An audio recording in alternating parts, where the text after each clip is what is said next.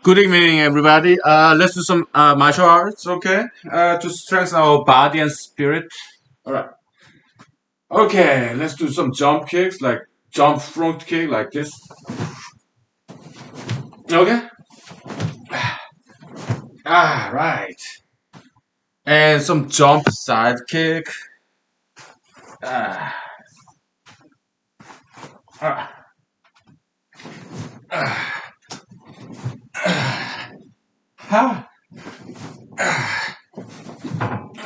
All right. And some front swings, front hook. I don't know the technical names of these kicks. Okay, so all right.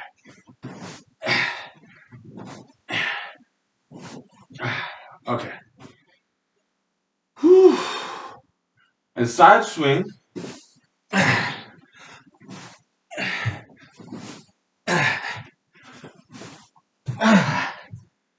Whew, I think that's enough. Okay, so yeah, we'll do some maybe punches tomorrow. Okay, so let's take a break. Wow, it makes a lot of heat. Very good. Okay. Whew. Okay.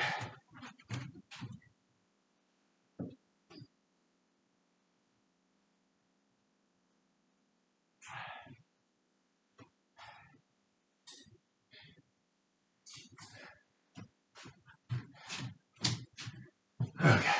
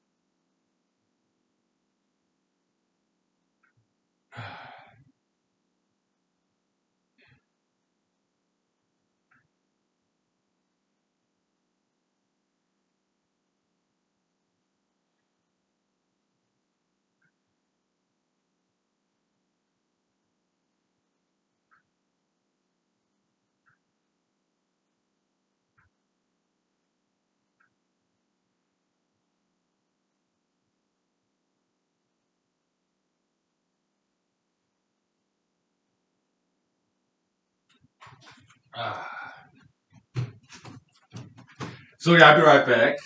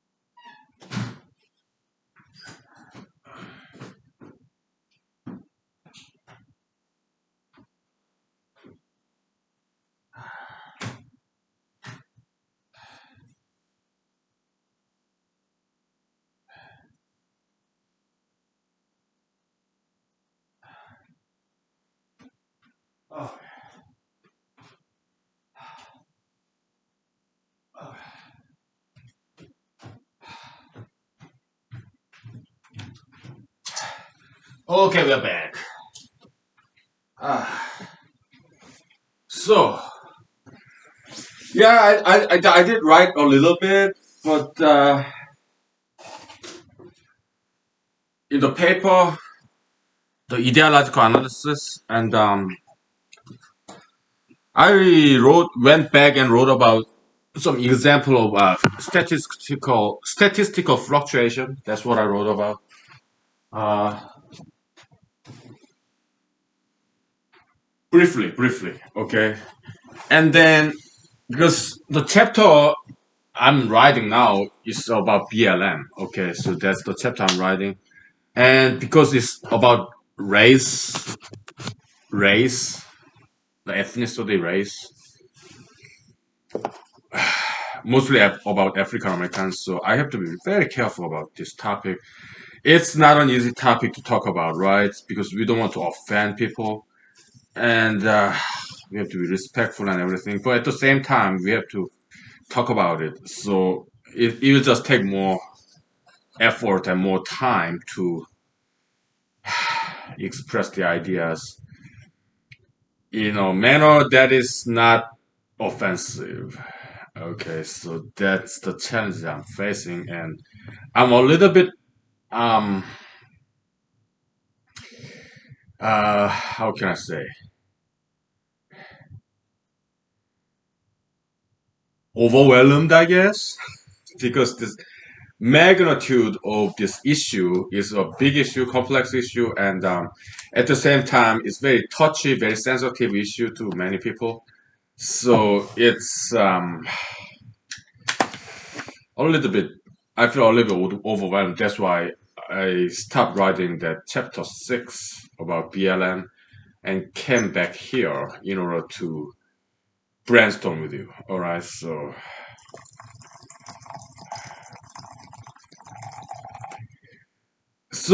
far, yeah, I already started writing chapter 6, like historical backdrop, like the slavery, bonded servitude, indentured servitude, anywhere in the world. So that has nothing to do with black and white races. It's not okay. Back in the day, that's just how it was back then. It's class hierarchy system. I did explain that.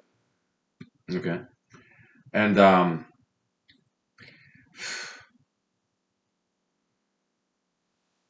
give me 1 second. Okay.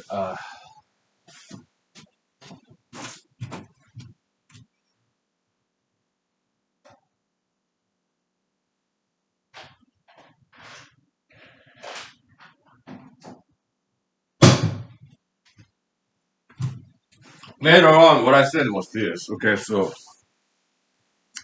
in the history of Korea, okay, yeah, not just Korea, some Asian nations. Yeah, Japanese colonization period in early 1900s. So still this historical memory lingers on. So some Asian countries' citizens harbor some hostility toward Japan. Okay, um, so that's why. So by analogy, some African Americans today retain that historical memory, and they harbor some hostility toward white people. Okay, yeah, because of the slavery. Okay, in the American past. Okay, so yeah, the reparation movement.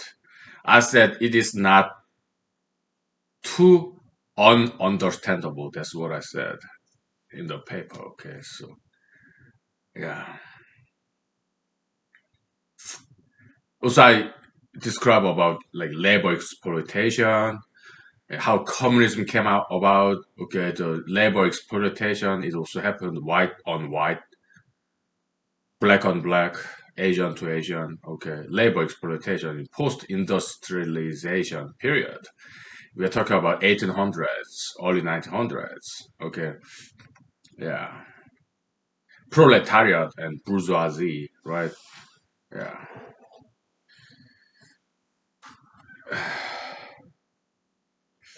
So point making, I was making is that yeah, there was during the slavery era, there was labor exploitation by white people against black people, basically underpaid workers. Okay, and there was some atrocity here and there. Okay, so yeah, but yeah, God is able to turn curse into blessing, right? So in for example, Japan's colonization of Asian countries actually helped those other Asian countries to modernize, westernize, right? Because Japan is they built like schools and railroads. Okay, for example, in Korea. Okay, I'm sure they did so in other countries too. Okay, so um, I should make some citation about that. Okay, so okay, we'll take 5 to 10 minutes break. Okay, so yeah, real quick, real quick. Yeah, happy Thursday, everybody. Let me make a quick citation. We'll take 10 minutes break. Okay.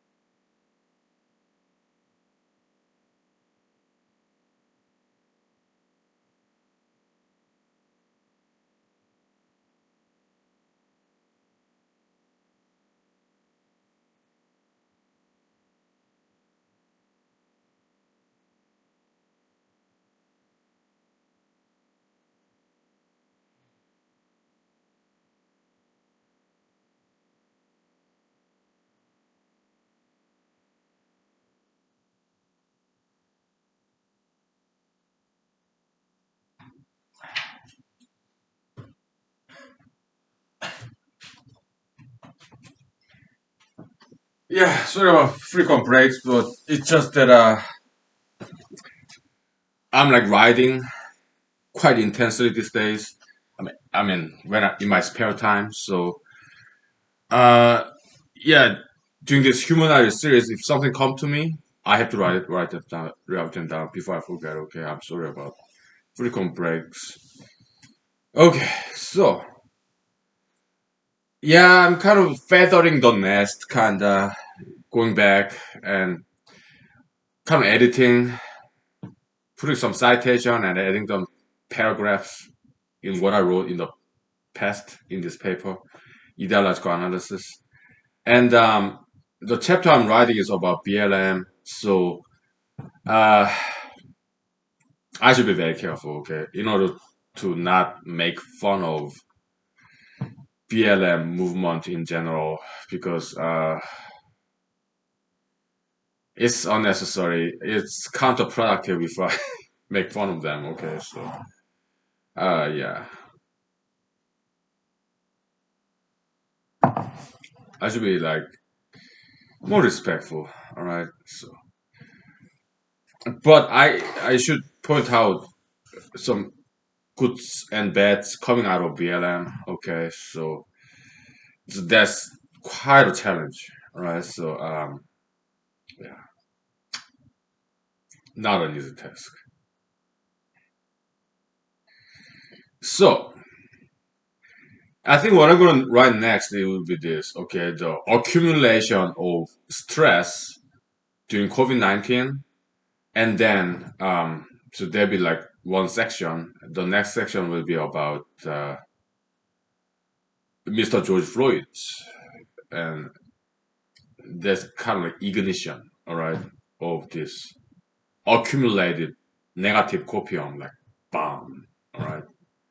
Yeah. I'm sorry, I had to write it down. Okay, I'll be right back. Sorry.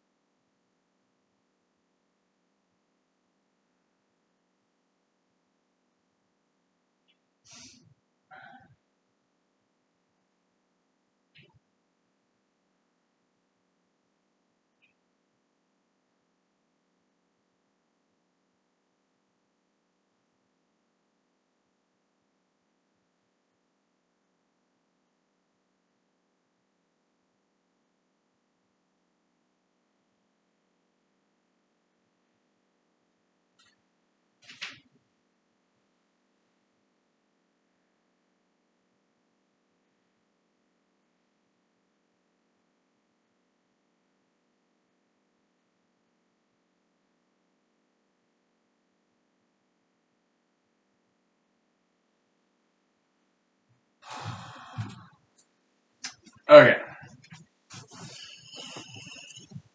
Yeah. So President Trump, he said in his, I mean, in the book The Rage by Mr. Bob Woodward, he's good historian. I mean, he's not a good writer. I don't think. I think he's a kind of mediocre writer. I mean, his style is just plain English. Okay, it's just he doesn't decorate sentence. Okay, so he's just a good historian. Okay, his English just clear, easy. So in a sense, he's a good writer. Okay, as a historian, right? He doesn't not talk. He's just the way he write Mr. Bob Woodward is just matter of factish. Okay, so easy to read, plain English. Okay, so which is good for history writers. All right. He doesn't embellish his sentences because he's just too busy writing down the facts. Okay, so yeah, so in that book, Mr. Trump said,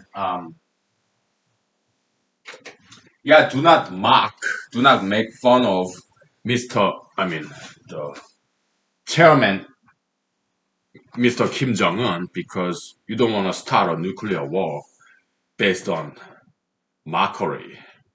All right? Yeah. He said that. And I think that makes sense. Okay. So BLM, we say there are goods and bads. Okay. Yeah. And we're just trying to understand what happened, all this BLM movement. Okay. And yeah, this is nothing but accumulation of stress during the COVID-19 lockdown. Okay. People are at home, they are bored. And so they wanted to find a way to get out of their homes legally. And that's BLM protest. Okay. That's one way to look at it. So one way to look at it, it's just people's excuse, pretext to just get out of their home legally. Why? Because that's the only way they can get out of their homes legally and also to get together. People are bored and they are lonely. And Mr. George Floyd's passing, his death, is kind of like Jesus Christ's death to them, okay? Savior. Thanks to Mr. Floyd, his sacrifice, just like Jesus' crucifixion, right? Yeah, people are able to get out of their homes in protest, BLM protest. Okay, so here comes the savior, right? But problem with that is this. Okay, so people and also journalists they started to deify Mr. George Floyd. I mean, yeah, we regret his passing, right?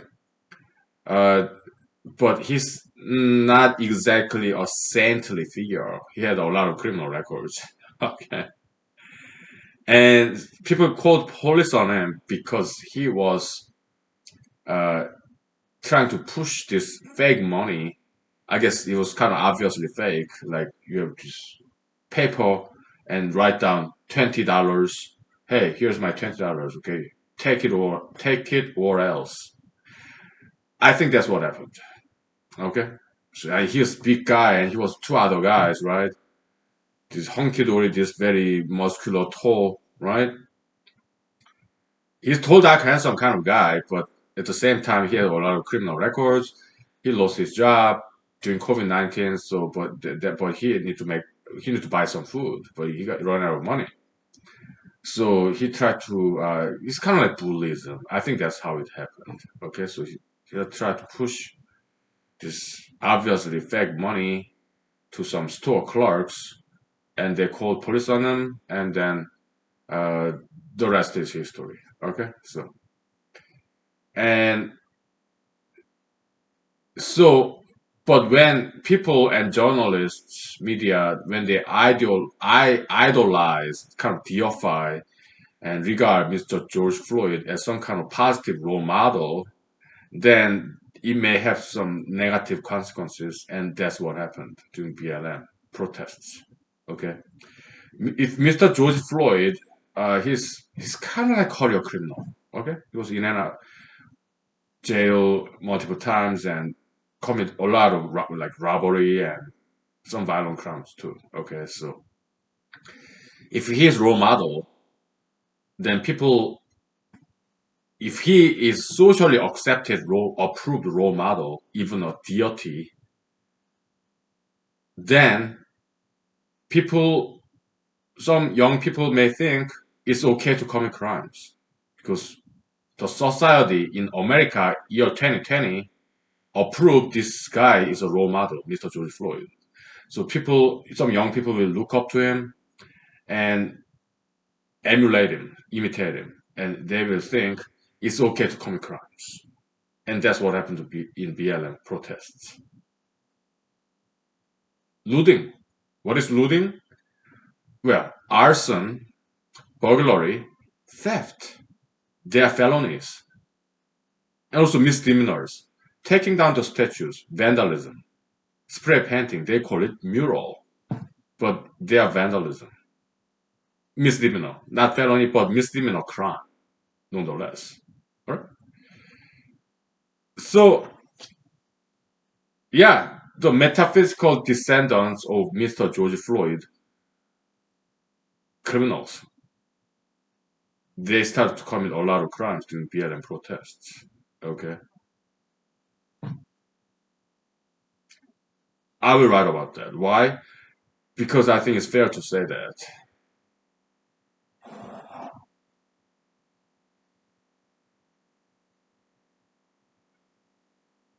At least it's one way to look at it. Okay, we're trying to analyze the situation, what happened.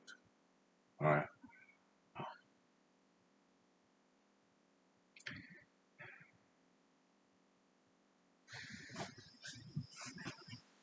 and I will also have to talk about another point where the language of brute, right? So we regret it happens, but it's called collateral damage, collateral casualty in war situation, and they talk about police brutality, but how about criminal brutality? Okay, that's the eye to eye, ear to ear, whatever, tooth to tooth. So police officers they have to use brute force because they are dealing with dangerous criminals. Okay, sometimes they overdo it. Okay, and yeah, collateral damage, collateral casualty. That's just bread and butter in any war. It's unavoidable. We are sorry, but that's what happens in the war, any war. And police officers every day they are at war against crimes. So yeah,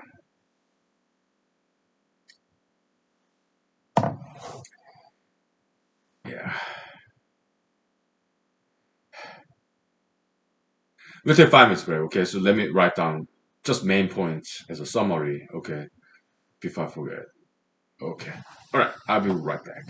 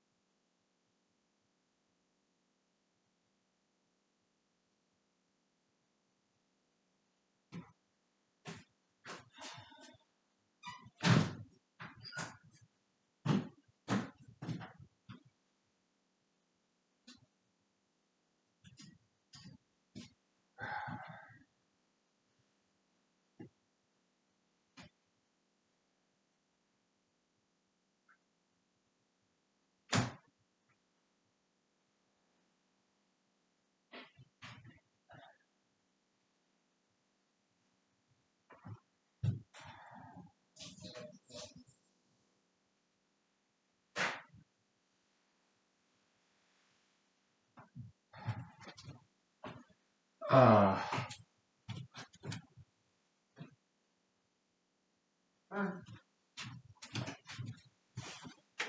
so yeah, that's the criticism from conservative side. But well, radio talk show hosts, they tend to be too emotional. Where it's entertaining to see them all riled up, all worked up, and like yell. It's very entertaining to listen to radio talk show hosts when they're angry. Okay, so we get it. Yeah, maybe they're intentionally to get a lot of audience. Maybe it's a show. Maybe they're not that angry, but they kind of pretend they're angry. But and also, President Trump, well, he's not very well educated person, so he doesn't quite know how to articulate, right?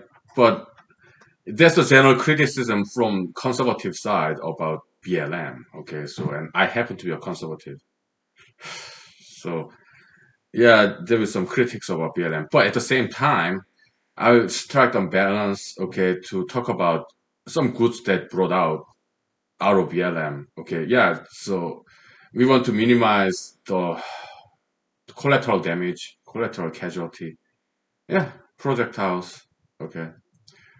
And another thing, Barack Obama said, yeah, emphasis in education in African American community. Okay, inner city, so-called ghettos. Okay, and but it doesn't have to be about money. Okay, it's about spirit. Okay, because education is free. It's in the internet. Okay, so and so something could come out of BLM, maybe more hiring of African Americans. It's kind of like affirmative action, okay? Yeah, I think it can be good because if they have enough money, maybe perhaps they'll stop stealing. All right, give them some love, okay? Yeah, hire them and teach them. That's good. Yeah, job skills and. Mhm.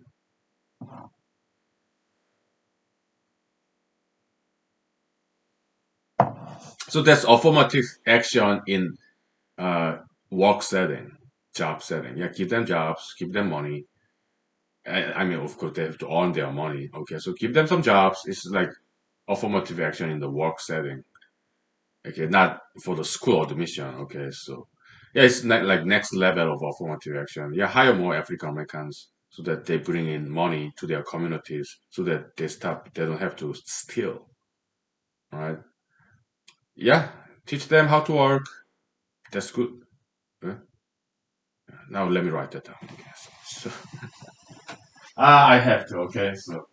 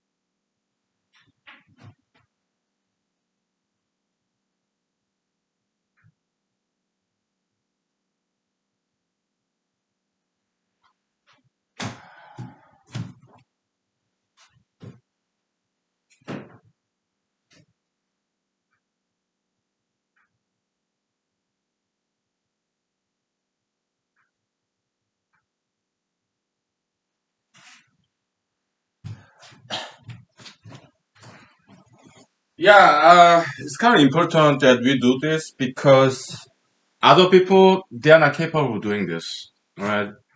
How to analyze BLM situation, like intellectual profession. Why? Well, first of all, they are afraid to criticize BLM. Why? Because BLM is big, right? So not many people can challenge. big ideology like BLM or LGBT, pro LGBT or feminism, whatever, okay? Well, conservative, they do that, okay? So, but many times radio talk show hosts, yeah, they do criticize BLM, LGBT, feminism, but they're too angry, right? Or maybe sometimes, the radio talk show hosts, they have to be entertaining.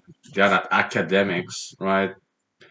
But we are academics, okay? Secular, private academic, secular scholar. But nonetheless,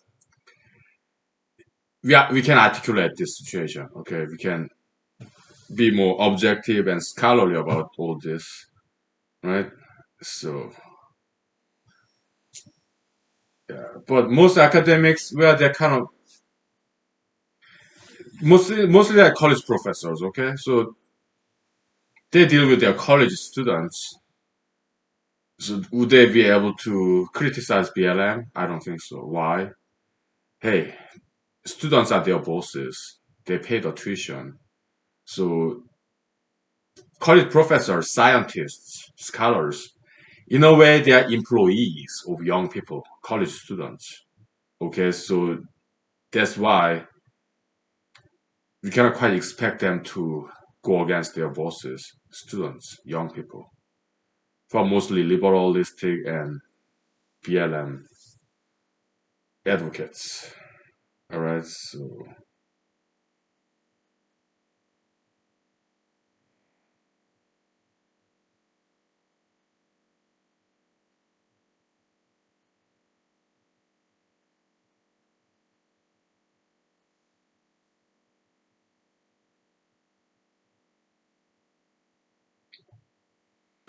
let me take some selfie.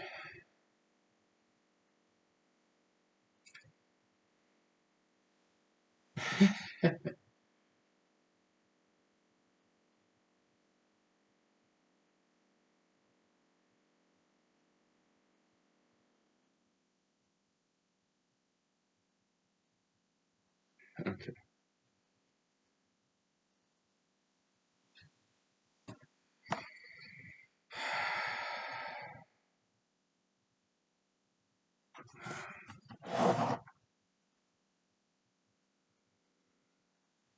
Because if a college professor or scholar, academic, write a paper criticizing BLM, you know what's going to happen in today's cancel culture? Yeah, students will protest in campus demanding firing of this professor, right? Yeah. So they are not, we cannot quite expect, humanly expect college professors to criticize about BLM, okay? Because we know they need to feed their kids, spouses, cats, and pets, dogs, and pay the bills. They need to keep their job, to survive. Okay? So this academic, scholarly, scientific, logical analysis of BLM, it is left to us, secular scholars, right? Because talk show hosts, they joke about it and they're angry about it. So, and President Trump, political leaders, they're not educated enough to articulate or analyze the situation. We are the only ones who can. Yes, we are the last hope, like Jedi in Star Wars movie. Okay, there's nobody else. Let me write about that. Okay, before I forget, because these are good ideas and good observations. We cannot afford to lose this. Okay, so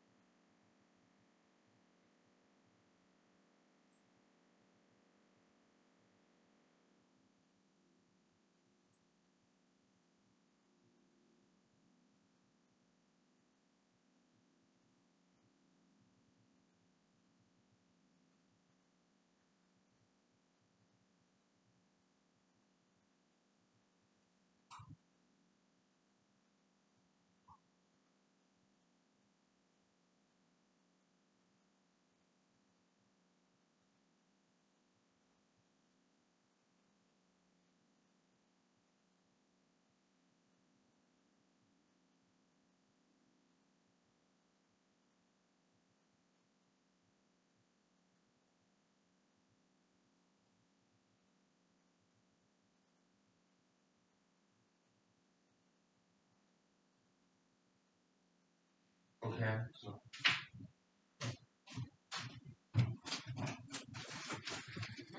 All right. Yeah, I wrote them all down. Just bullet points, summary of things to write like tomorrow. Okay.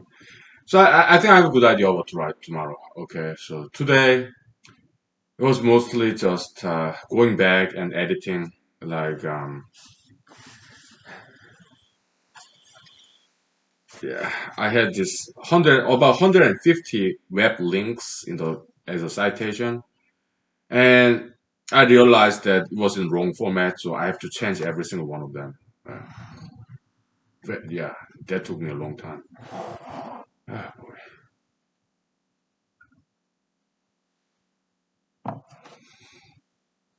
Yeah.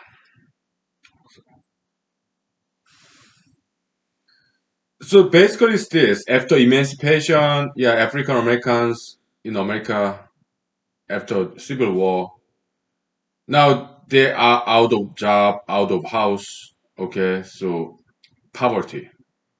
All right. So some of them turn to crimes. Others, well, somehow they survived without committing any crimes. Okay, but some African Americans, uh, they resorted to crimes. Others didn't. Okay, so there are two kinds of African Americans, like any races. All right, some of them survive by committing crimes or selling drugs, whatever, while other African Americans, they do good in school and they have jobs, they work hard. Okay, so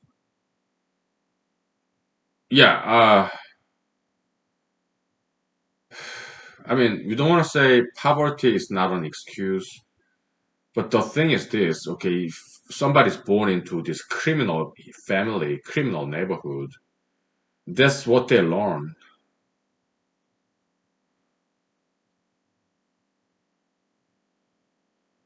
They just don't didn't learn anything else.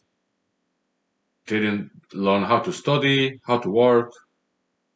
The only thing they learned is how to commit crimes. So it's not their fault. Okay.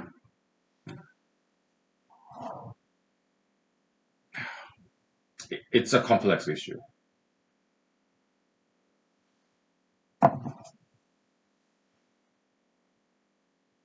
So I read the news, I guess yesterday, like they tried to introduce a bill in United States Congress, okay,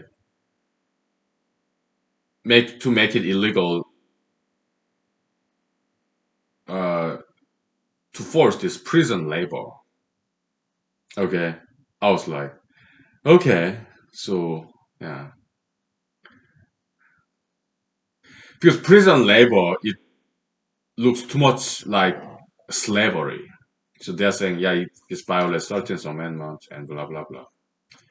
Okay, it's understandable, the sentiment, emotion, but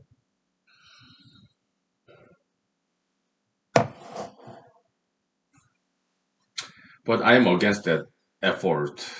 Okay, I think prison labor should be mandatory. Okay, yeah. I did write about that. Okay, I think. Let me write about that. Okay, so we'll take 5 minutes break. Okay, all right.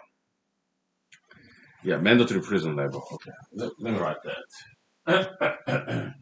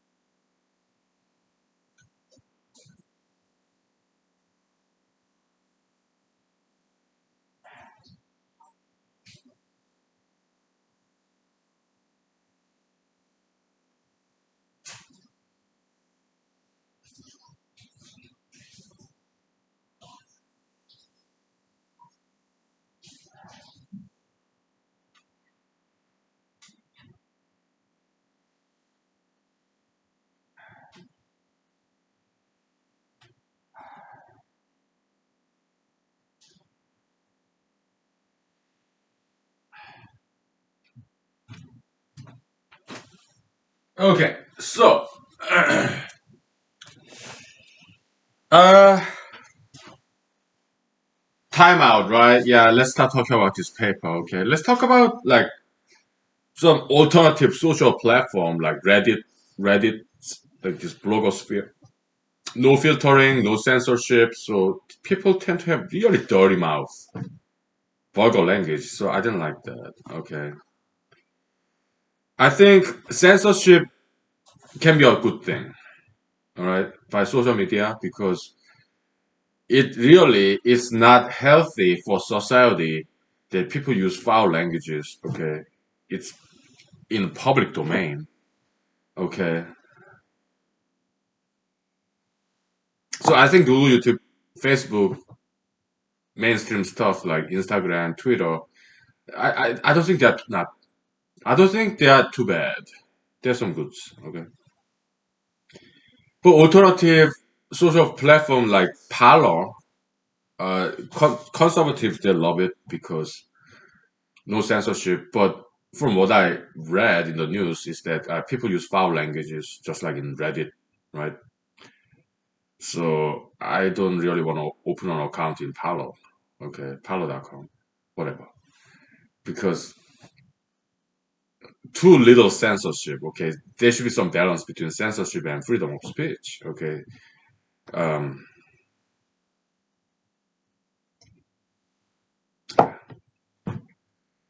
yeah. So, anyways,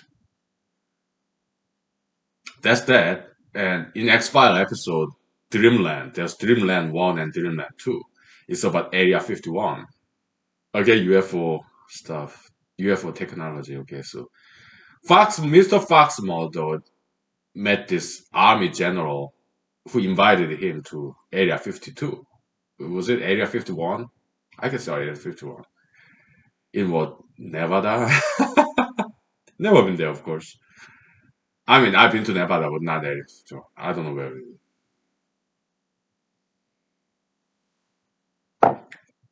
Those are back in the days when UFOism ideology was pretty big. 1980s in America. Okay, the X File, right? So, and this army general told Mr. Fox Mulder, David Duchovny, okay, yeah, there comes a time when you don't look forward, but you look back. Okay, I'm sorry, I'm talking about this paper again, but yeah, today was kind of like that. Okay, instead of keep writing, I look back what I've written so far. By now, it's like 50, more than 50 pages. Okay, yeah, and then did some editing, quality assurance.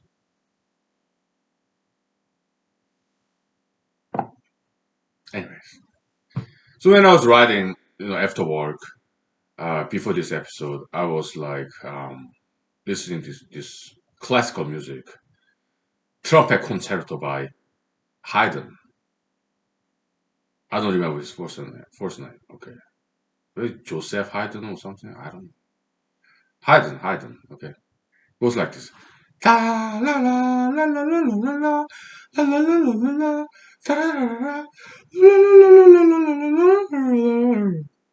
Yeah, the Hoopton Haydn Royal Pub Orchestra. Ah, one of my favorite. Okay, beautiful, beautiful.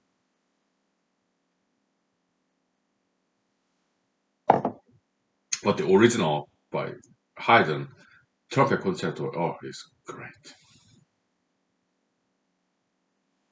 And when I was driving back from work to home today, I listened to classical music channel.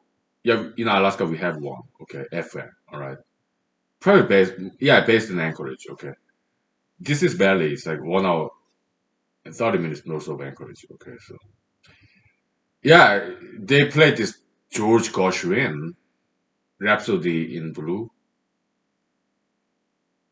None other than Mr. Gershwin himself. Huh? Piano solo. I was like, ooh, awesome. Yeah, they have that recording. Good quality. Okay, that was good.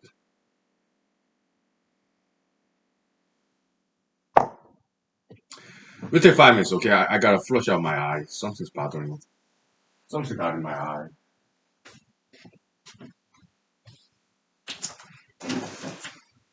Okay.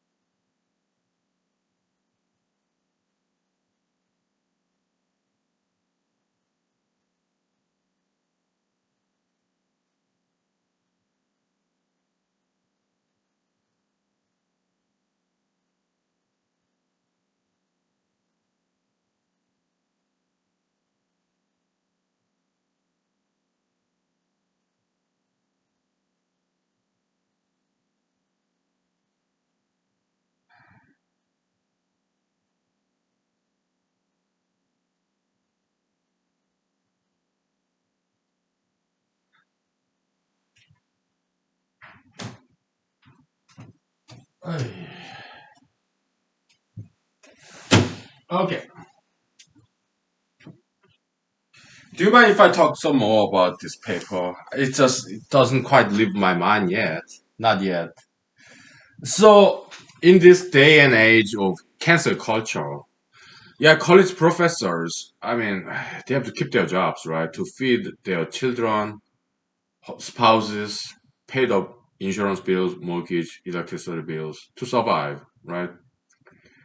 But if they go against mainstream scholars, academics, right, or politicians, okay, if they go against mainstream like BLM or LGBT, marijuana, tattoo piercing, okay, then their job might be at risk because in today's cancel culture, college students they're heavily liberalistic, so they may start this college campus protest demanding resignation or firing of these professors who wrote paper that criticize mainstream ideologies like BLM. All right, so we understand why they cannot quite do that. Okay, politicians likewise because it's their job. If they don't get elected or re-elected, what kind of job would they have, right? They want to stay in the game in politics, right? So they have to go along with the voters' majority ideology. Okay, so we understand that. Okay,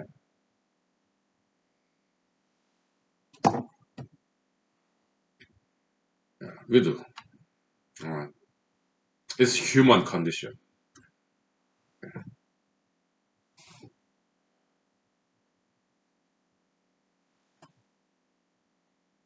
I'm sorry, I have to write it down. It's human condition. Survival, you lucky.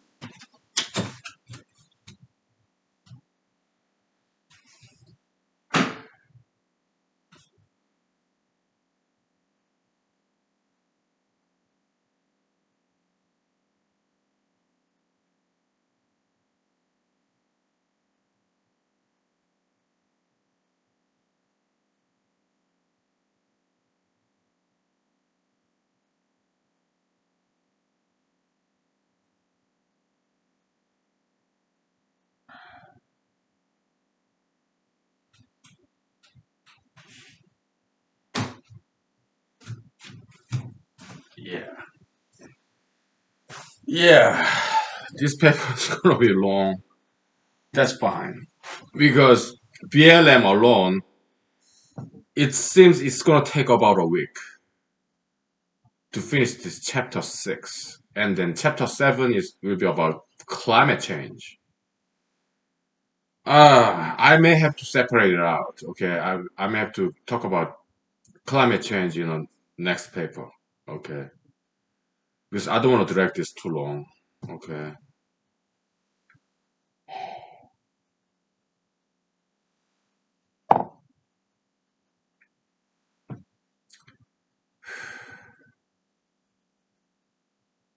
because climate change is going to be a long topic. Okay, so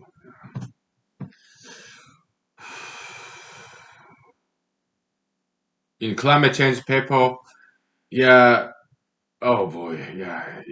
Definitely have to be next paper. Okay, thinking about it, we'll have to talk about climate change, carbon dioxide, oil and gas industry, and electric cars, right? Yeah, its inefficiency and yeah, that's gonna be another paper, right? So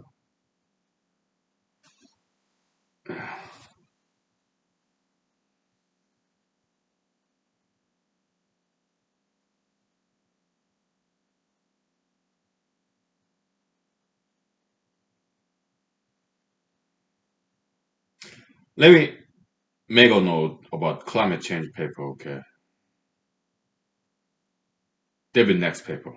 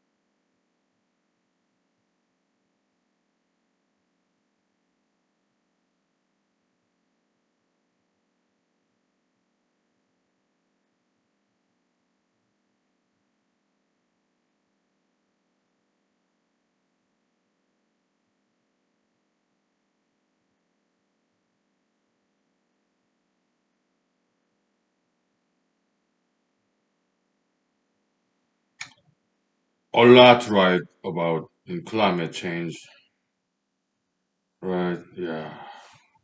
Even next paper, okay. Yeah. Chapter 6, BLM, that's it, okay. Chapter 7, maybe summary, okay. So that's the plan. Okay, okay. No problem. Yeah. This paper so far is already exceeded 50 pages, okay. It's time to wrap it up. In a week or so, yeah, this paper will be about 60, 70 pages, I think. All right. And my goal, yeah, I want it to be done before Christmas. Why? After this paper is done, I will send email my friends and family members. Happy Merry Christmas or Happy Holidays. Sending this paper as PDF attachment. Okay. Yeah. Right now it's like what? Very early December. So this paper will be done in a week. I don't think it will take 2 weeks. Okay. So we are in good shape. So way ahead of deadline. Self-imposed deadline. Hmm. Yeah. What else to talk about? We can talk about Utah monolith. Why? Because I did talk about it in several episodes before today's episode, but I got too drunk and I said something very not healthy. So I decided not to upload those episodes. That's like past 3 days. Okay. Yeah. So why did I say those unhealthy things? I don't know. Maybe cabin fever. Okay. So I go to work. But still, yeah, mandatory masking, all this COVID-19 mandatory stuff is kind of wearing us down, right? So our stress level is kind of high. I guess. But today I feel very good. Okay, so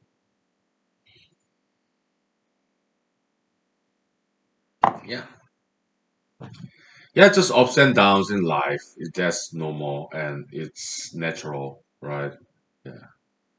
In psychology, psychiatry, they call it depression, anxiety. In a sense, they're making things worse. In a sense, maybe there are some serious cases that need medical attention. Okay, yeah, they got some validity there. Psychologists, psychiatrists, I think mostly they're doing good jobs. Okay, so yeah. But sometimes they tend to exaggerate the situation and make things worse so that they make money. So that they get more and more patients so that they can make more money. Mm, okay, that may happen. Okay, I don't know. Uh, that may happen. In some limited cases. I don't know. Okay, so yeah, I just don't like the term depression, anxiety. Okay, so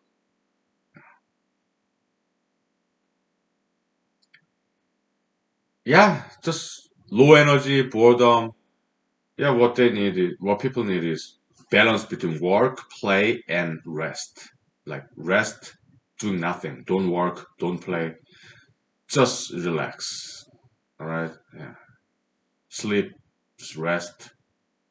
Okay. So, okay, we'll take 5 minutes break. Okay. All right. All right. Nowadays, I smoke less, drink less. Okay, when I ride, I don't drink. And before I come home from work, I don't smoke. Okay, I used to, but during my breaks, I don't do that anymore. Okay, when I ride, I don't drink. Okay, I just drink water. So yeah, I reduced my smoking and drinking. Okay, yeah, I feel better now. Okay, we'll take 5 minutes.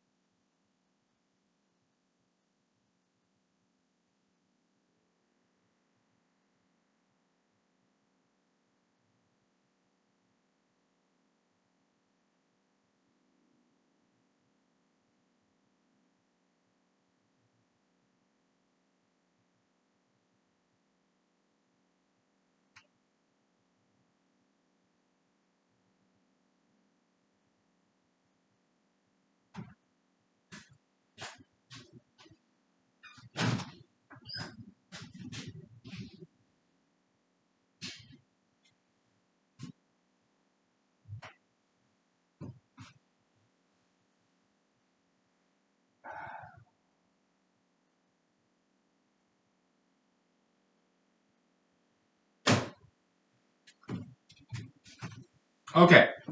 So we are already kind of thinking about next paper to write. Okay, that's great. Yeah, just put in the queue, production line, assembly line, right? Yeah, cranking out all these metaphysical products, we're keeping ourselves busy. That's great. Let me write it down. Yeah, yeah. We talk about Utah monolith. It's in the news nowadays. The Utah monolith.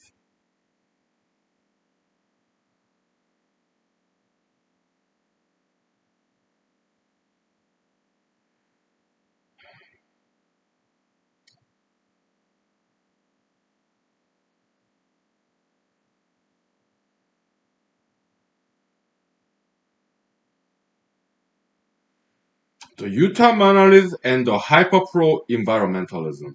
Okay. So what it is that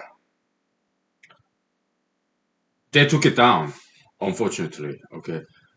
I don't like the fact that they took it down. Okay. But some people say some hyperpro environmentalists. All right. Oh yeah, it's good that they got rid of the Utah monolith because they cut the rock and implanted that artificial thing, and tourists they come and trash the place. Hmm, bad for the environment. Climate change. I'm just joking, but yeah. But look, in Utah, I've been to Utah. It's beautiful. Zion National Park. Okay. And there are a lot of rocks there. Okay. But if just one rock, what's wrong with cutting and then implanting some beautiful metal? This landscape art. I don't see anything wrong with that. Okay. The city of Moab. Yeah, that's Moabite. Moabite is in Old Testament. I remember the name. Moab, that's like kind of right next to Israel, or maybe it's part of Israel. I don't know. Lot. Maybe he's from Moab, something like that. Okay. Yeah, so in Old Testament, okay, Moab, city of Moab. Okay, so maybe early settlers of that Utah town, maybe they are Jewish people. I don't know. Okay.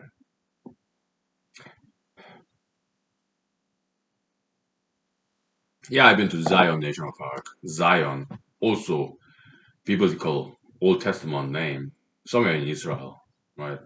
Zion, right? Yeah. Moses, I think. Yeah, I guess some Jewish settlement in Utah, or maybe some LDS Mormonism. I don't know. Okay. So, yeah, this Utah monolith, okay, huge international sensation. Okay, they say it was built like back in 2015, but it got discovered by some park rangers or biologists working for state government to counter bighorn ships in Utah desert. Okay, flying in helicopters, right? Yeah, they discovered that 5 years later, after it was built. Okay, great story, right? Yes, we can make some analogy. Okay, this upright, tall, high artificial structure. Okay, probably inspired by just Stanley Kubrick's movie Space Odyssey 2001, whatever. Okay, maybe our papers will be discovered just like that 5 years, 10 years later. Okay, but yeah, when people discover this Utah monolith, okay, some smart people figured out the GPS coordinate of that place in Utah, close about 3 hours, 2 hours from Moab, the city of Moab. Okay, and but some Moab mob. I'm just making some jokes. Okay, because it rhymes. All right.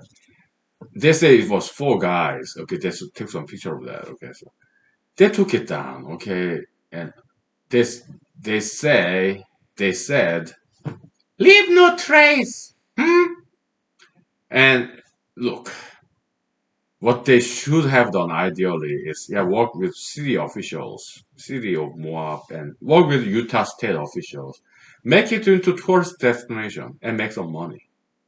Oh yeah, yeah. Have some toilets like what porta johns, portable toilets, and trash cans, dumpsters, parking lots, hiking trail, driving roads, okay, dirt roads, okay, so that people can access. And if tourists come, they will come from all different countries, let alone all different states in America. They will make, they could have made a lot of money, but it's not too late though. Why? They can make another Utah monolith. Yeah, cut some rocks, plant some metals there, okay, make it look the same because it's not that difficult to build that kind of thing. Utah monolith, okay, they can still make money, okay. So I'm trying to give them some business ideas, okay. So yeah, hyper pro environmentalists, okay. Oh, do not cut the rock. That's too artificial. That's blasphemy to the nature. I'm like, hey, we are not cutting every single rock in Utah, okay. There are more than enough rocks in Utah, okay. What's wrong with making some money? Create jobs, huh? Tourist destination. Come on, all right. In Alaska, there's this pebble mine project. It got rejected, and I was disappointed because I'm more pro pebble mine, pro development, right? They're worried about salmon, right? I get it. We love salmon, okay? Yeah, but pebble mine, yeah, the mining gold or some copper, precious metals, it would have created a lot of jobs in Alaska, getting some money, okay? But it got rejected, okay? And I have to disagree with that. Too much red tapes, all right? I mean, they can maybe they don't have good plan yet, environmental impact, whatever. But you don't have to do everything right at the first time, okay? You can, as you build this mine in place, yeah, just see how it goes. Just build a mine and pebble mine, okay? If it's a Bristol Bay or whatever, in Alaska. I love salmon, of course, okay? I don't even want to fish salmon. Why? Because salmon, they work so hard to spawn swimming upstream. I don't want to catch them, okay? In Alaska, a lot of fishermen, they catch and release, okay? Why? I asked them. They said they don't taste very good, okay? So, okay.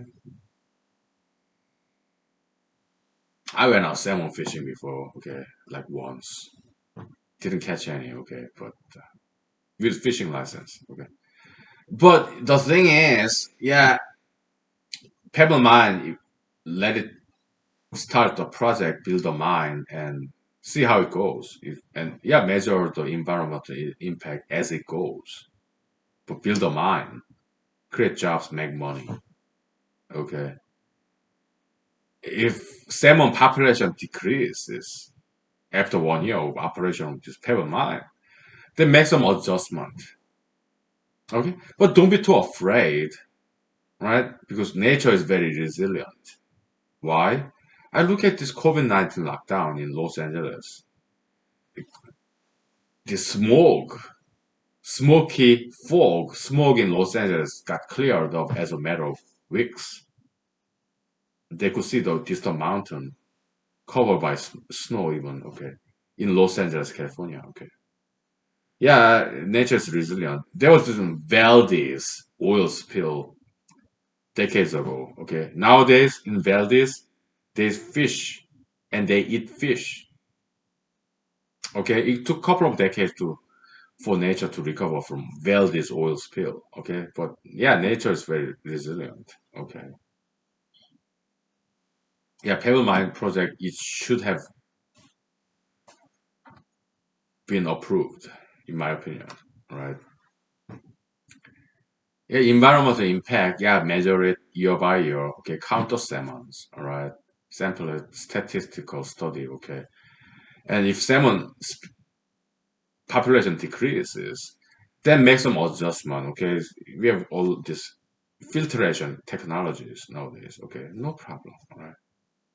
Yeah, make some adjustment. Just filter out the water or whatever. Just deal with it, okay.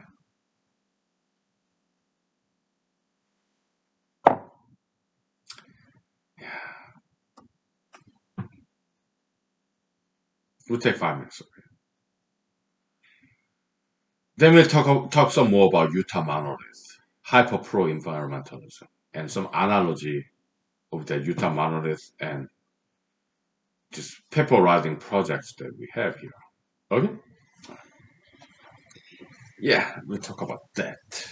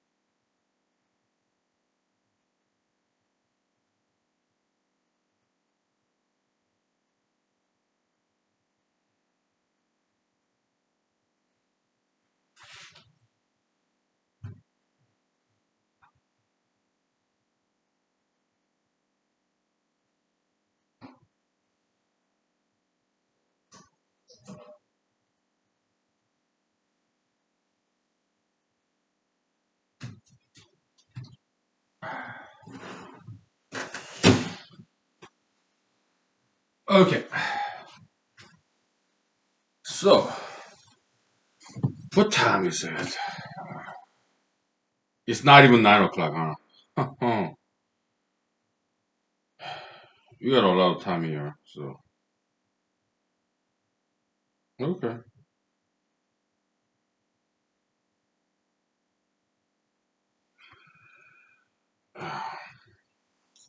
Utah monolith. Okay, let's take this opportunity, right? Let's take advantage of opportunities where as it come to us. Okay, as they come to us. So, yeah, I'm Korean American. My first language is not English, but it's Korean. Okay, in Korean language, plural, singular, we don't really, we are not strict. I mean, they are not strict about distinction between plural and singular nouns. Okay, in America, American English it is. Okay, so yeah, I mix up singular plural. Okay, because I'm Korean American. I still have retained this heavy Korean accent. Okay, when I speak English. Okay, why? Because I came back to America. I was born in America, but I came back to America. But I was like 19, 18. Okay, so my tongue kind of solidified. All right. So Uh, let me turn on the heater real quick, okay? I'll be right back.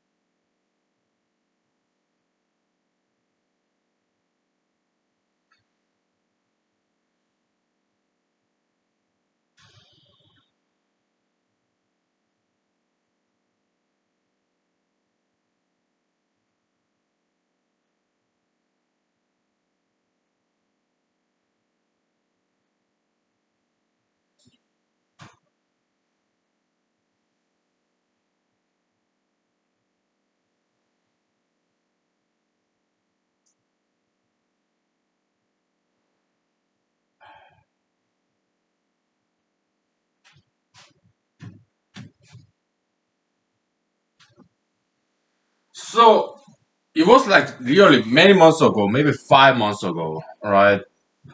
During the early year 2020 BLM era.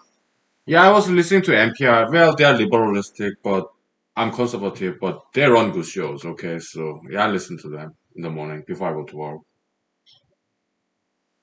So some African American, I think, college professor, he said talked about BLM. Okay, yeah, let's. It's, we don't want lost opportunity. I guess he's very well learned, educated college professor, African American gentleman. Okay, because by just listening to a voice, tonality, accent, we can kind of tell if you live in America long enough, this person's race by the way of their talk, their voice, tonality. You can tell whether this person is black, brown, or white. Okay? Uh, If you lived in America long enough, because we have all different races, you can also tell whether this person is natives, American natives, or Alaskan natives. Okay? Yeah. I can, all right? In the radio, just by listening to their voices. Okay? So this African American college professor, yeah, BLM, yeah, let's not lose this opportunity. We don't want to lose the opportunity. Okay, so well, that's smart. Okay, now, so Utah monolith, we don't want to lose the opportunity. Let's not lose this opportunity. Okay, let's make a movie, screenplay, short film, short story, novel. Okay, so action. Let's act. Okay.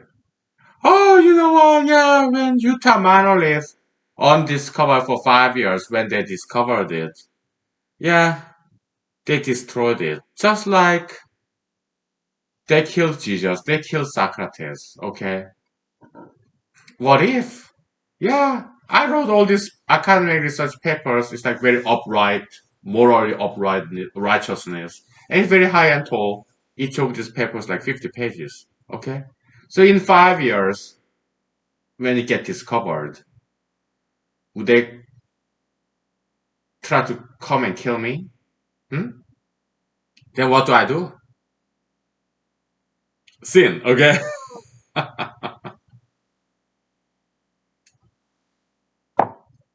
It's a movie. Yeah, it's based on reality, some plausibility. Okay, so we do not want to lose this opportunity to write this fiction, screenplay, novel, short story, short film. Okay, so yeah. So what would I do if people come all over the country from other countries and other states? Okay, in Alaska, I'm not worried about Alaskans because they're cool. Okay, they're my neighbors. Okay, they know me, right? Yeah, I mean Alaska, there's some rude, mean people just like anywhere else. Okay, but if what if we are just in hypothetical for fictional purpose, right?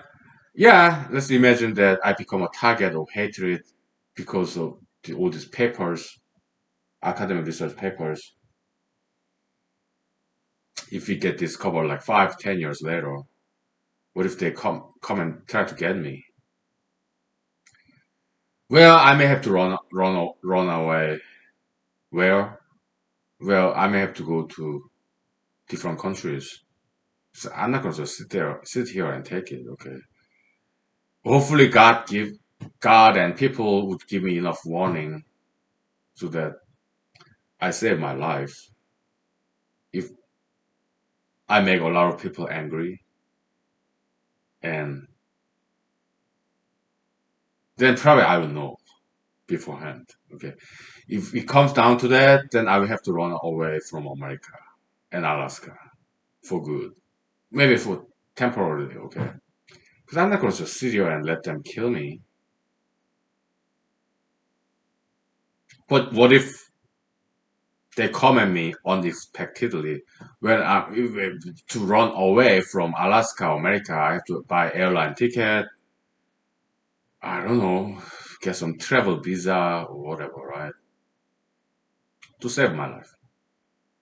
Most likely temporarily until it calms down all the emotion, commotion about these papers I'm writing. Okay, not you. Okay, when it get dangerous come, it will only me.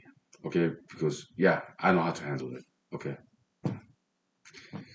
because yeah, it's even not involve you. Okay, so I kind of caution you. Okay, so that you maintain some safe distance between you and me. Okay, because I'm running a dangerous business here.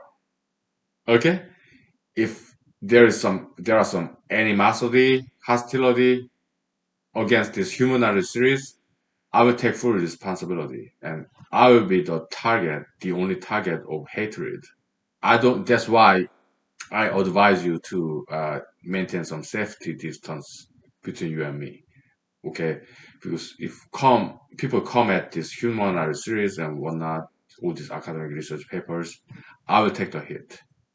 Because I've been dealing with that kind of situation all my life. Right. Yeah, I'm used to it. I know how to handle it. Okay. So, yeah. So when what push becomes a shove, whatever, okay, then I may have to run away to different countries, okay, so as an ideological fugitive, okay.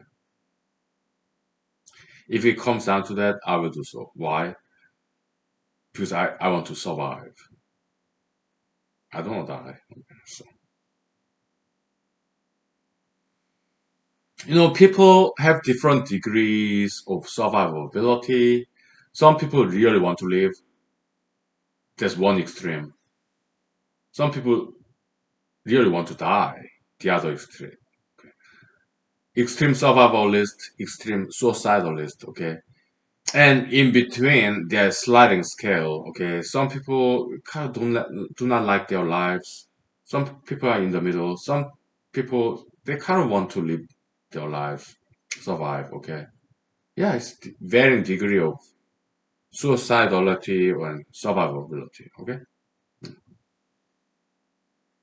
And same individual during different times in their lives kind of slide back and forth. Okay, yeah. Sometimes they feel like, yeah, whatever, right? And some other times when they're happy, oh, I want to live, I want to survive. Okay, yeah, we all go through that sliding scale. Okay, life and death is natural, right? It's not pathological. It's not clinical case. No, it's normal. It's just ups and downs in life. Okay, yeah. So there can be many hypothetical fictional scenarios. Okay, so if they come at me, okay, yeah, before I run away, yeah, I would invite them in if I didn't have enough time to run away. Okay, or maybe I can start driving. Okay, if I'm in bed, I hear some sound breaking the windows or this house, my house. I'll try to run away. Yeah, if I'm sleeping, hear some sound. Yeah, I just get outside of my bedroom window, run away. Because I want to leave. Okay. So maybe hide for a while or run away, start running away. Okay, no problem.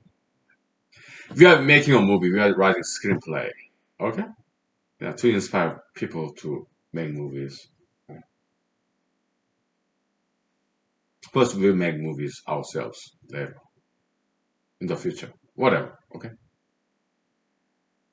So let's say but let's say I'm in my bathroom in the middle of dropping the dudes, so to speak. My bathroom has no windows. Okay. I hear some sound. Yeah, I'm in the middle of it.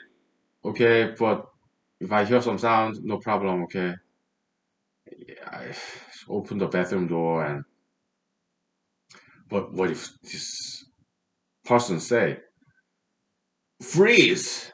I have a gun and you don't have any pants." Okay, I give you some time to put on your pants. Okay, because I'm a man, you're a man. I'm a straight guy. I don't want to see that junk. Okay, so put some pants on. Okay, so And what's the smell? Oh my goodness. Oh my goodness. You're in the middle of that. You know what? I give you more time, okay? Yeah, wipe it off, okay? And put some pants on and then come out, okay? I have a gun. Okay? Point blank, okay? Okay, mister. Okay, I wipe it off and clean it up and turn on the ventilator to get this smell out and I wipe it off and my honey and I put some pants on and then I come out, okay? I'll see you in 5 minutes. Mr. Bugler, okay? Give me 5 minutes, okay? You're so kind and generous to give me 5 minutes, okay? So to wipe my honey and put some pants on, okay? Thank you. And welcome to my house, okay? Sin, okay? We'll take 5 minutes, okay?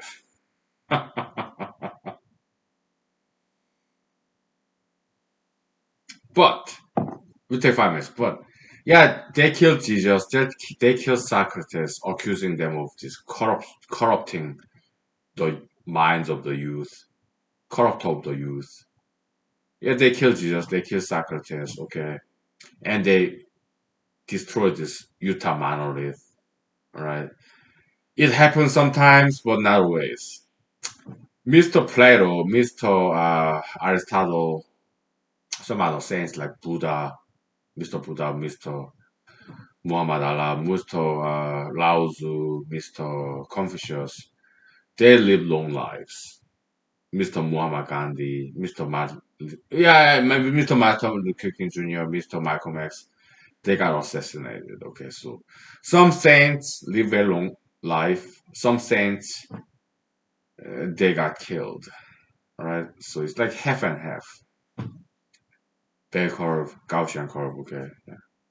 Normal distribution. Okay, some good things, beautiful things get preserved. Right? Sometimes they go extinct. It's like half and half. All right? If you study enough history, yeah, it's about half and half. Okay, so we'll take 5 to 10 minutes break, okay, and then we'll continue this narrative fiction. Okay, creative writing class. Now let me take my selfies, and we'll take a break. Okay, so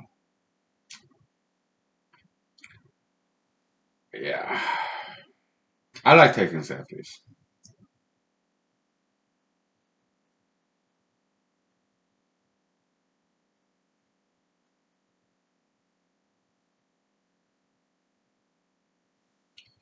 without my glasses.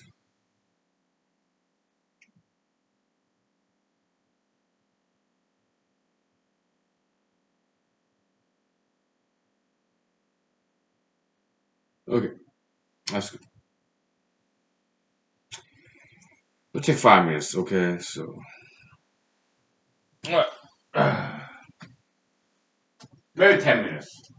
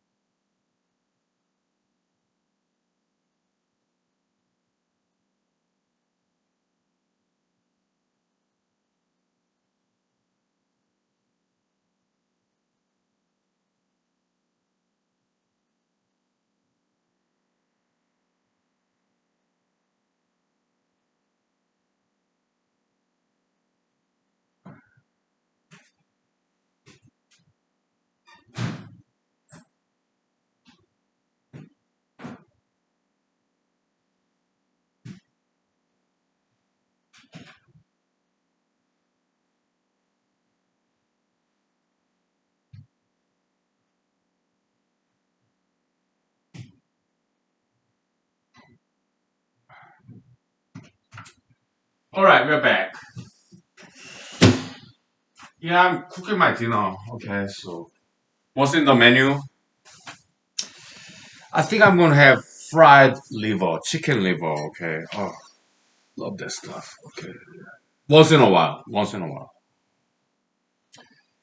So watched this trailer of this movie by none other than Mr. M. Night Shyamalan, Indian American director. Okay, so I looked him up during my cigarette break. Who is his wife? Okay, because many times ethnic Americans marry beautiful young white girl. Okay, so I don't want that. I don't want to see that. Okay, so I was wondering, Mr. M. Night Shyamalan, did she marry a Caucasian lady, white lady, as an American successful male? Many times that happen. We are talking about Mr. Senator Michael Rubio of Florida, Mr. Senator Ted Cruz of Texas. Hispanics, okay, ethnic brown people, brown guys, successful, hardworking, and they married white girls. We're talking about Mr. Bruce Lee, Mr.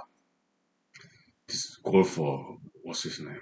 Tiger Woods. We're talking about Mr. Jared Kushner, Mr. Steve Mnuchin, okay, all these brown people, or yeah, Mr. Surgeon General, African American guy, doctor, okay, who just they just keep marrying these beautiful young white girls. Their children brown, okay. So I don't like that ultra interracialism, okay. Yeah, yeah, the what Dancing with the Stars, DWT, Dancing with the Stars, what DWS, okay. Ultra interracialistic. Oh, I don't like that, okay.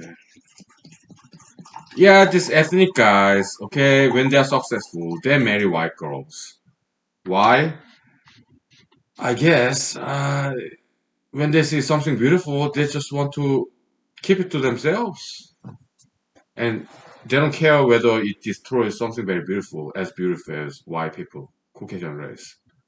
Yeah, they're beautiful. They're blonde hair, red hair, blue eyes, green eyes, white skin.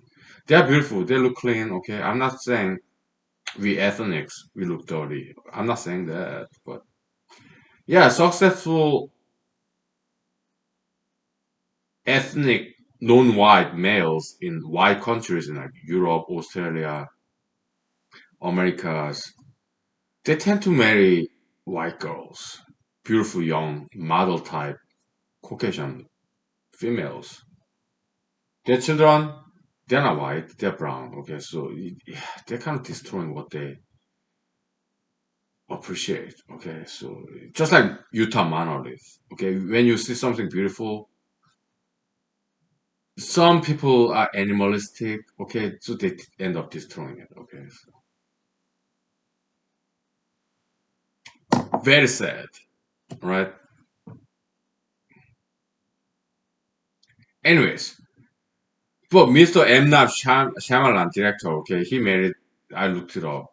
I looked him up. Okay, yeah, he married another Indian American girl. Okay, good, good. Yeah, same race, opposite gender marriage. Okay, that's good. So yeah, he's famous for this. Oh, I see dead people. Okay, Bruce Willis. Okay, that was his big breakthrough as an American director. Okay, so yes, and I watched his movie, kind of more recent movie, psychological thriller. Okay, yeah, this criminal, kind of like transgender, not exactly, but he's a multiple personality disorder. Like one day he's Susan, the other day he's like John, the other day, another day he's like whatever. Okay, multiple personality disorder. Okay, but there's too much blood and gore, too much murder, serial murder. So I'm not gonna watch that movie. Okay, so but let's take a clue from his plot summary. Okay, so yeah, let's say a guy to come and try to kill me. Okay, and okay, he give me 5 minutes to wipe off my hiney turn the ventilator in my bathroom in my house, and he gave me extra 2 minutes to find my pants and put it on because he's straight guy. Okay, and then he said, well, I asked him, action. Okay, we are writing a short story, small film. Okay. Hey, welcome to my house. Okay. Yeah, you're kind and generous to give me 5 minutes to wipe off my hiney and then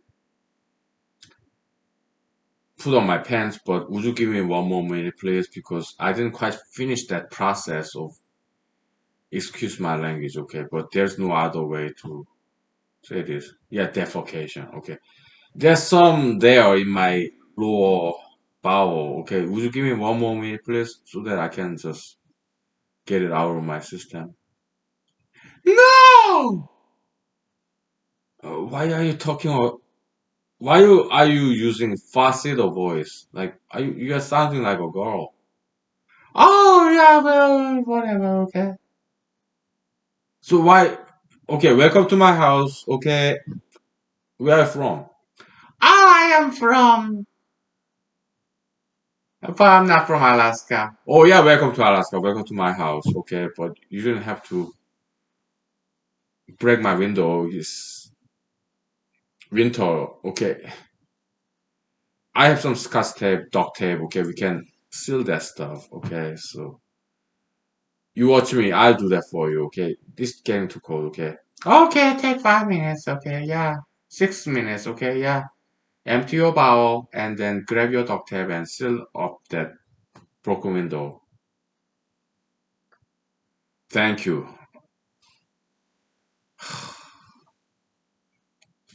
So I will do all that, okay? And then I ask this person,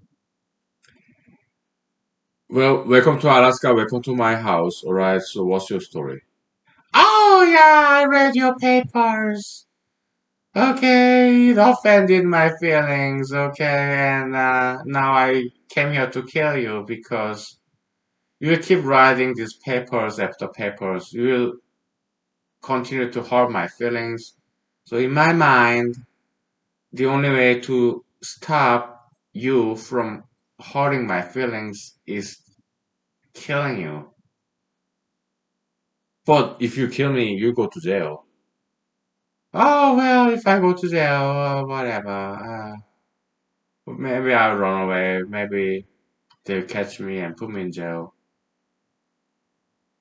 But yeah, so you're kind of suicidal. Suicidal murderers. Murder suicide, right? You don't like your life, okay? Yeah, you don't care about your life. You don't care you go to jail, criminal record because you're not happy about your life, right? Hey, you don't know me. Don't even try to psychoanalyze me, okay? Yeah, I don't know. I'm just guessing. Okay, so yeah, tell me your story. You wanna have a seat? You want some drinks? I mean, if you have read my articles, my papers, you know I'm a drinker, smoker. I have cigarettes, I have vodka, wine, whiskey. Right? It's too bad you're a guy using falsetto voice. Okay. Sometimes you talk like a guy. Sometimes you talk like a girl. You're kind of like me. Okay. But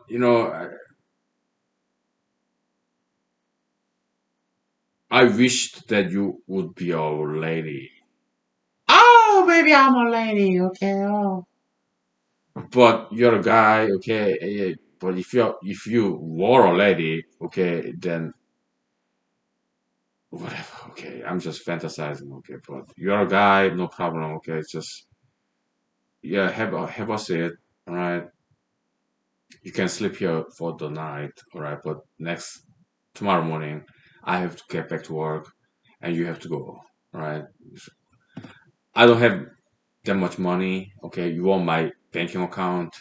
You're not gonna get that much money because I don't have any money. I don't have that much money in the banking account. Okay, actually, sometimes it's negative balance, right? If I give you my credit card, you're gonna inherit my debt. All right. If I give my PIN, personal identification number, and my credit card, you're gonna inherit negative balance sometimes. Okay. You have to pay my debt. All right. Oh no, that's not why I'm here. I'm just angry at you. Okay. I read your articles. You offended me, and you keep writing these papers, research academic papers. You keep offending me, so the only way for me to stop you from offending me is to kill you. That's why I'm here.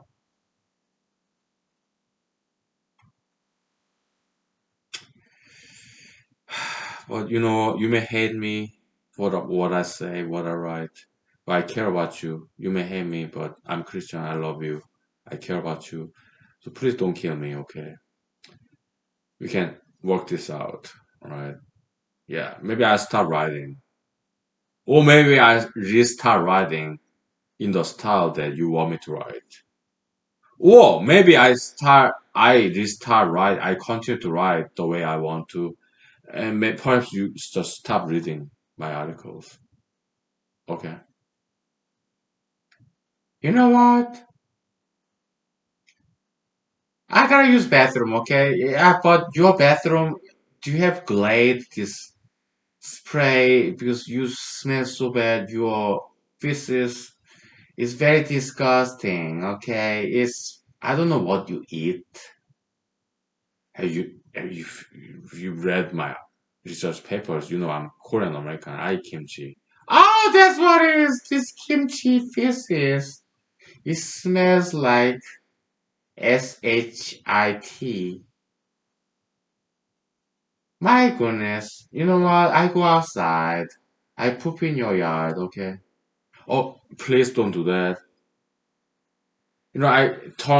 Thanks to you, you gave me 1 minute to turn the ventilator, okay? The fan, bathroom fan, it's all out, okay? And I do have perfume, Glade, okay? Yeah, please don't poop in my yard, please. Hey, I have a gun.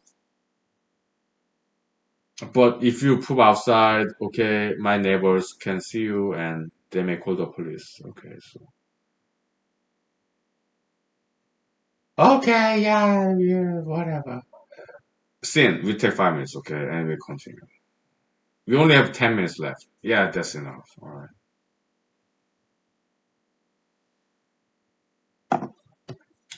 We're writing a movie, screenplay, short story, okay, so. All right. We take 5 minutes, okay, so. I'm not sure if I'm gonna upload this episode, right? I don't know. We'll see. Yeah.